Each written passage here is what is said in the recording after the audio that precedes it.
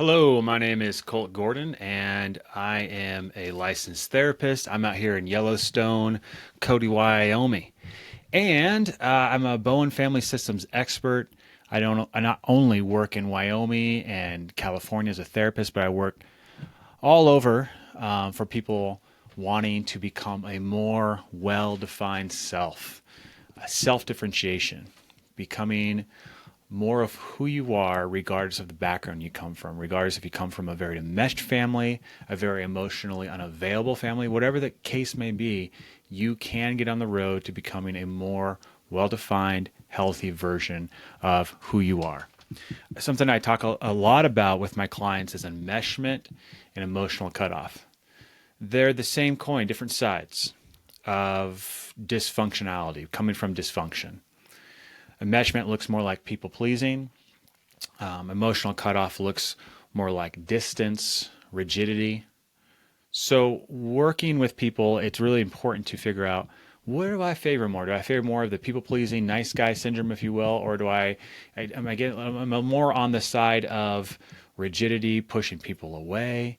And understanding that can be very vital, very important to healing, to getting more aligned with who you are, getting aligned with your values, and having a more meaningful life. So today I'm really talking about living with someone who struggles with emotional cutoff behavior. Next video, I'm probably going to do living with somebody. What does it look like to live with someone that is more enmeshed?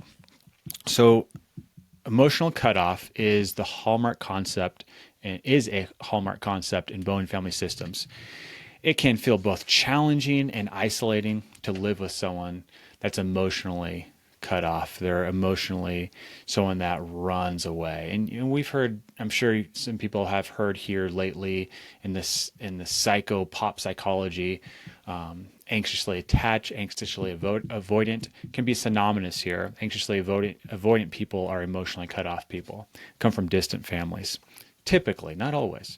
So emotionally cut off typically stems from unresolved family relationships, often characterized by emotional distance or avoidance of conflict.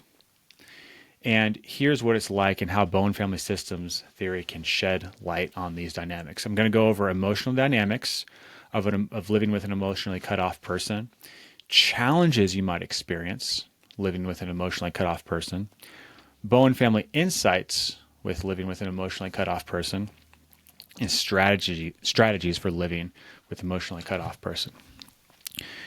One of the main goals before I get into those areas of discussion today is getting light between you and the person, whether the person you're living with is enmeshed or the person you're living with is a very cut off person. Getting some more light between you and that person, right? Especially if you're on the mesh side, becoming more of who you are versus engaging and reinforcing that behavior. And a lot of that process is calmness is everything. If you're not calm, you're going to be reacting, knee-jerk reacting. And typically if you're living with, this is so key, if you're living with someone who's emotionally cut off, not available, avoidant, your proclivity will be to run towards them. Your work is to hold, like I'm Braveheart, hold, right? So emotional dynamics. So number one, difficulty with intimacy. People who are emotionally cut off from their families, who come from a distant family, often struggle to form deep, vulnerable connections. They may build walls in their relationships to protect themselves from pain, leading to a lack of emotional closeness in your romantic relationship or whatever relationship we're talking about. Two, avoidance of conflict. They might go to great lengths to avoid confrontation, preferring to withdraw rather than engage in emotionally charged discussions. This can leave you feeling unheard or dismissed when trying to address concerns. Three, reactive behaviors. Emotional cutoffs can lead to intense reactions when stress or unresolved family issues arise. This person may oscillate between being overly accommodating and distant, leaving you uncertain about where you stand. And four, compartmentalization. They might compartmentalize their relationships or emotions, keeping you at arm's length when discussing their family or past. This can create a sense of mystery or frustration, as you may feel excluded from significant aspects of their inner world. That's a very painful process to be around someone that's not emotionally available. Their difficulty with intimacy, they avoid conflict, reactive behaviors, and compartmentalization. And something in here, here's a bonus one, number 5, is they can also, because of those reactive behaviors, create conflict. So on one hand, they avoid conflict, but they can also create conflict. And that a lot of times is out of this expectation for the other person to be perfect, requiring you to be perfect in order for everything to be okay. And perfection is not a thing. It's not actually something anyone can do, especially if you're human. I don't think there's any gods here. Maybe there are. But if you are human, you can't be perfect. So that rigidity creates conflict. So these emotional dynamics are very painful when you're living with an emotionally cut off person. And a lot of times too, emotions aren't allowed. You're not allowed to have emotions, right? Or they may not say that because they're hip on the pop psychology, but when you bring up emotions, they can very readily be dismissed. And that's a big sign that you might be with someone that has that lean towards emotional cutoff or lack of emotional availability. And obviously these lead into some challenges. Feeling isolated. You feel very lonely, even though you may physically be with that person. Repeated patterns. They may unintentionally replicate the emotional distancing they experience in their family of origin, making it hard to build a secure and trusting connection, right? And then emotional overfunctioning. If they avoid emotional engagement, you might find yourself overcompensating by taking on the role of fixer or being the one who always initiates emotional intimacy, which keeps the train going, perpetuates it, keeps the dynamic in place. Kind of is like the codependent with the alcoholic, right? I'll do everything but leave. So at least you keep the person, the warm body there, but you don't actually get the intimacy. You don't actually get the relationship. So let's talk about some Bowen family system insights. According to Bowen theory, emotional cutoff is not just about the person. It reflects multi-generational patterns within their family system. People emotionally cut off from their families because unresolved issues feel overwhelming, leading them to create physical or emotional distance, which is a pattern. It's a pattern. It's a pattern based on multi-generational patterns. However, this distance does not resolve the core issue. Short term, it makes them feel safe, but it doesn't resolve anything. It merely suppresses them, often transferring the emotional load to other relationships. Living with someone who displays this behavior requires understanding a systems lens in order for you to outgrow it.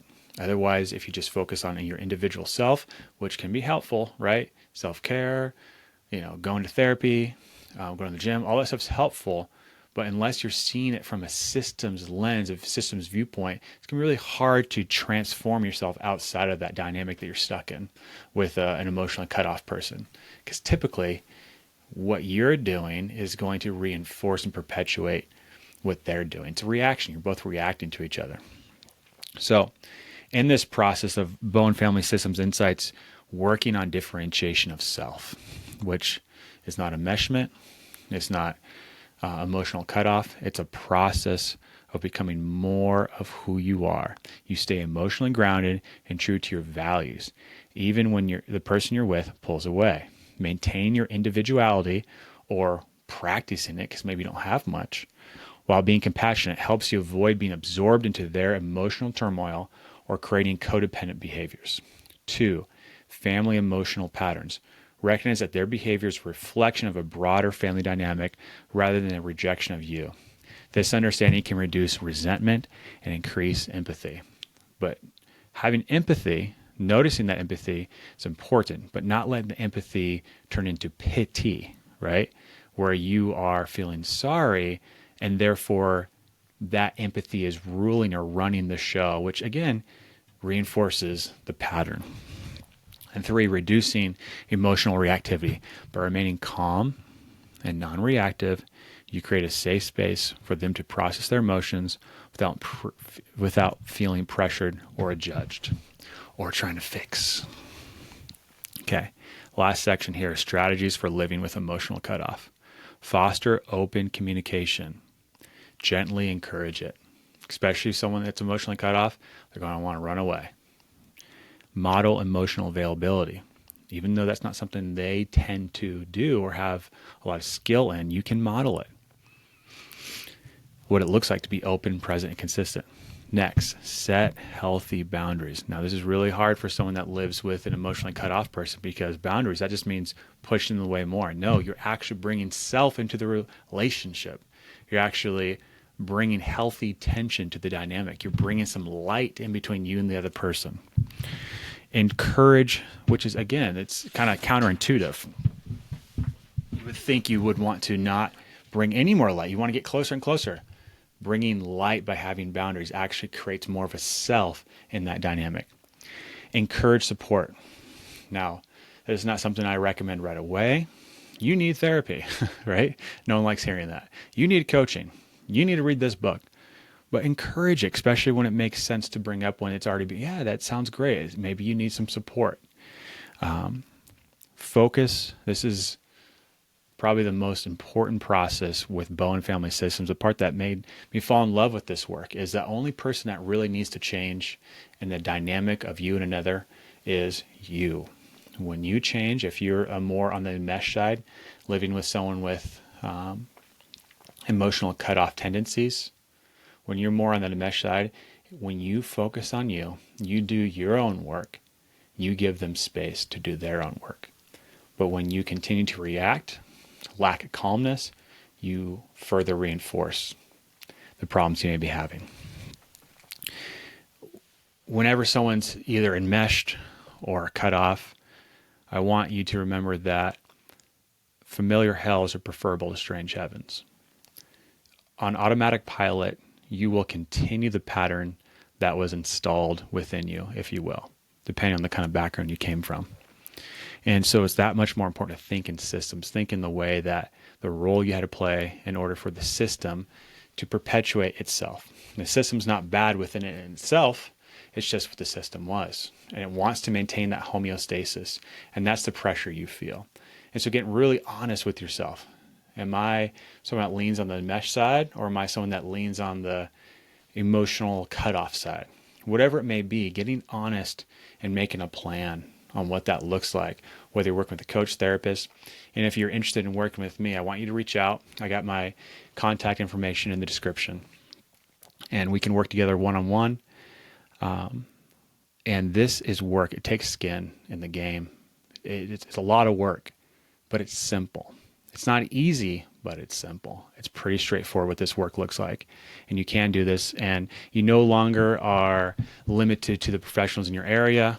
You can find a coach across your state, across the world, virtually. So please reach out and continue to do the work. Take care.